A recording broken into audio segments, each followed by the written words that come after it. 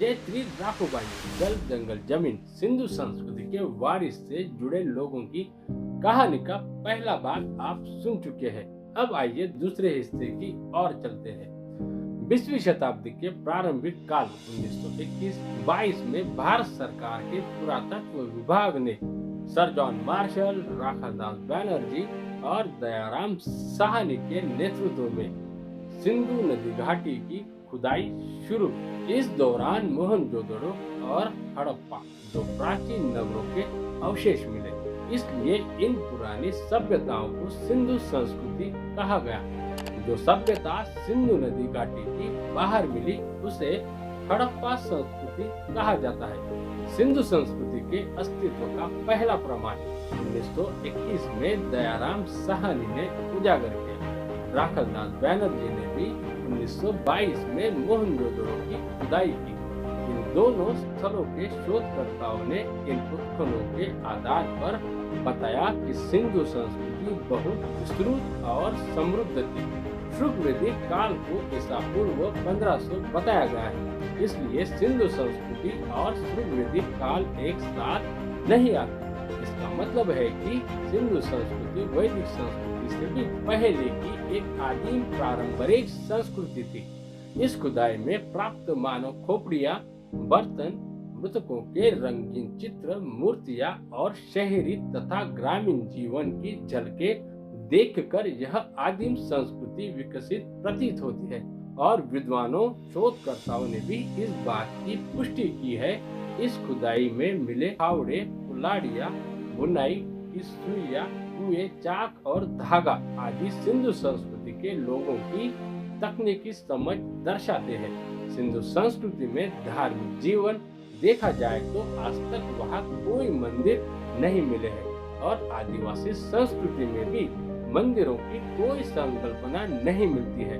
वहाँ बड़ी मात्रा में पाई गई मूर्तियाँ आदिवासी देवी देवताओं से मिलती जुलती है। उनमें पशुपति शिव जैसी मूर्ति भी पाई गई है। वैसे ही आदिवासी संस्कृति में भी शिव को मानते हैं और उसकी पूजा अर्चना करते हैं। एक उदाहरण यह है कि सिंधु संस्कृति की खुदाई में कुछ मोहरों पर सिंग वाले एक व्यक्ति और उसके पास वृक्ष दिखाए गए हैं। कुछ इतिहासकारों का मानना है कि यह बोले शंकर की मूर्ति है। एक घर के बाहर दीवार खड़ी कर दी गई थी, उसमें लाल और काले रंग के बर्तन पाए गए।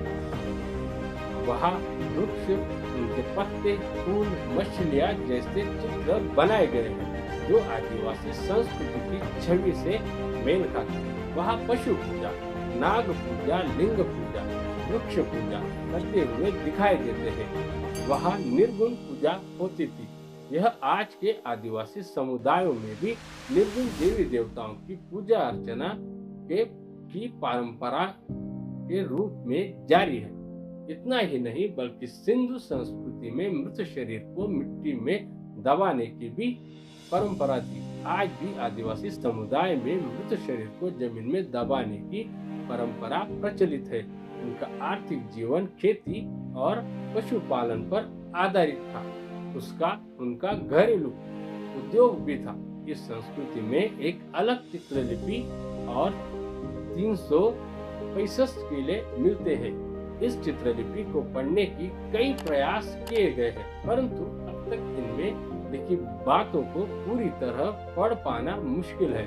कुछ वैज्ञानिकों का मानना है कि यह द्रविड़ लिपि है, जिससे यह लिपि उनके लिए एक रहस्य बनी हुई है। लेकिन गोंडी संस्कृति के गाथा गीतों के विशेषज्ञ आचार्य मोतीराम कांडले ने इस लिपि को पढ़ने का प्रयास किया है और इसे पुस्तक रूप में भी भारतीय समाज के सामने रखा है। सिंधु संस्कृति के चित्रों में कई कलात्मक कारीगरी दिखती है।